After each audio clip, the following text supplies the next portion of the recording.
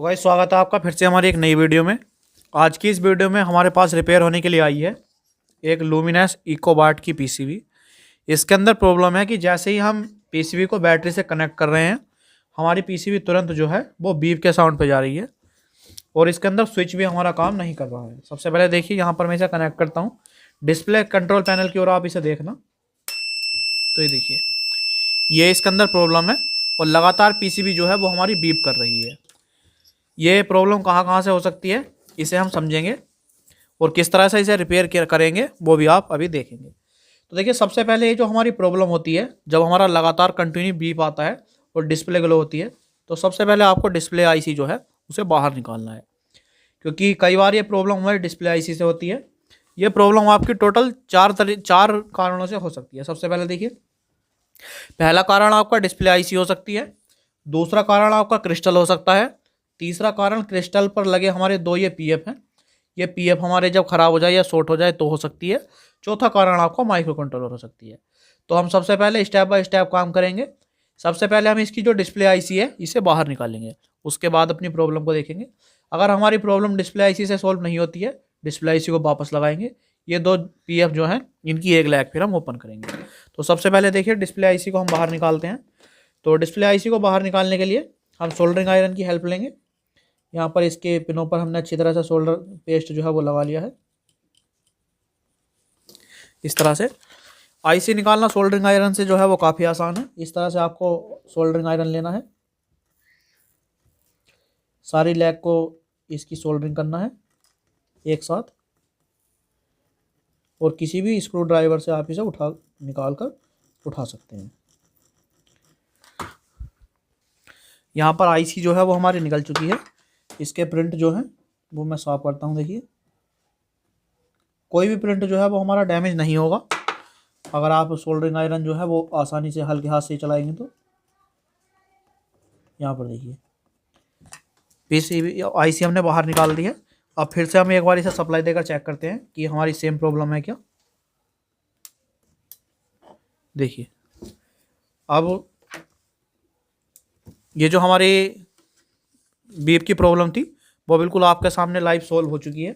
Drive voltage हमें इसकी confirm करने के लिए चेक करना होगा कि हमारी ड्राइव वोल्टेज आ रही है क्या, क्योंकि अगर पीसीबी ऑन होगी तो हमारी ड्राइव वोल्टेज जो है वो बनेगी। स्विच जो है वो पहले से हमने ऑन कर रखा है। यहाँ पर आप देख सकते हैं कि ड्राइव वोल्टेज बिल्कुल आपके सामने प्रॉपर बन चुकी है, बिल्कुल परफेक्ट। यहाँ पर देखिए और यहाँ पर आप देखेंगे तो ये देखिए 5 वोल्ट और इस चैनल पर भी हमारा 5 वोल्ट। ड्राइव डिस्प्ले आईसी इसके अंदर हम नहीं लगा देंगे, प्रॉब्लम आपकी बिल्कुल सॉल्व हो जाएगी। लेकिन अब मैं आपको डायग्राम की सहायता से बताता हूँ कि ये ऐसा हुआ क्यों, कि डिस्प्ले आईसी को चेंज करने के बाद हमारी ये प्रॉब्लम सॉल्व हुई कैसे। तो यहाँ पर देखिए डायग्राम जो है वो हमारा बना हुआ है। तो ये प्रॉब्लम क्यों हुई है उसे हम समझते हैं। तो देखिए यहाँ पर ये जो है हमारा ड्राइवर आईसी जो है वो लगा हुआ है, ऊपर सारी एलईडी हमारी कनेक्ट है और इधर माइक्रो कंट्रोलर से इसकी सारी सप्लाई जो है वो आई हुई है। 74SC595 इस आईसी का नंबर है। ये आईसी जब अंदर से शॉर्ट हो जाती है तो होता क्या है, पिन नंबर 1 से सीधी हमारी जो है वो बजर के लिए सप्लाई निकलती है।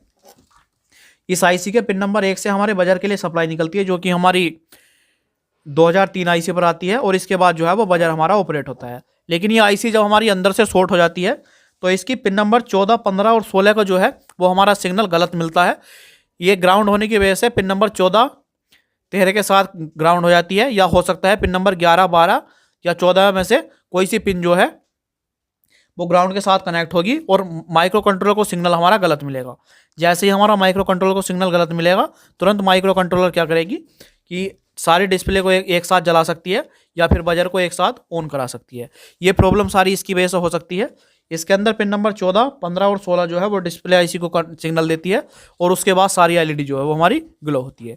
अगर आप डायग्राम के साथ सारी क्लासेस को करना चाहते हैं, एक एक पिन पर आप वोल्टेज देखना चाहते हैं कि किस पर वोल्टेज कितना होता है, तो आप हमारी क्लास के अंदर ज्वाइन हो सकते हैं। डिस्प्ले पर दिए गए नंबर को आपको कॉन्टैक्ट करना है, वहाँ पर हम सारी क्लास की डिटेल आपके साथ शेयर कर देंगे। अब इस पीसीबी के अंदर देखिए हम नया डिस्प्ले आईसी जो है वो लगाने वाले हैं।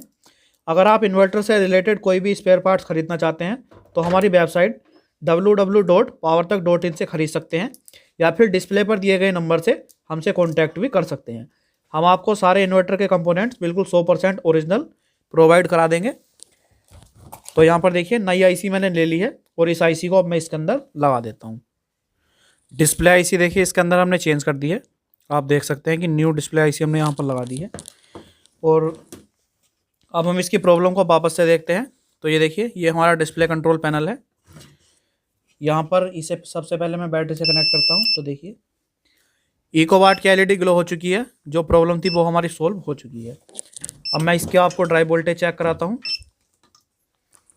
तो यहाँ पर देखिए 5.42, 5.42, 5.42, 5.42, यहाँ पर हमारा लगभग 5 वोल्ट है पूरे। 499, 499, 499, 499।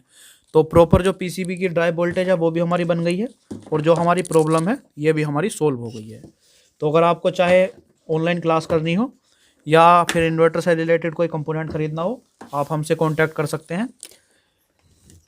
यहाँ पर देखिए मैं इसकी जो एसी बूस्ट होती है उसे भी आपको चेक कराता हूँ। देखिए 11.68 के समथिंग वोल्टेज बूस्ट हो चुके हैं।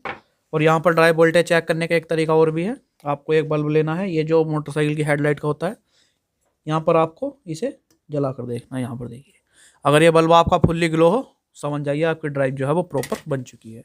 तो आज की इस वीडियो में केवल इतना ही था। अगर आपको वीडियो अच्छी लगी तो वीडियो को लाइक कर देना और ऐसी ही नई नई वीडियोज़ के लिए चैनल को सब्सक्राइब जरूर से कर देना।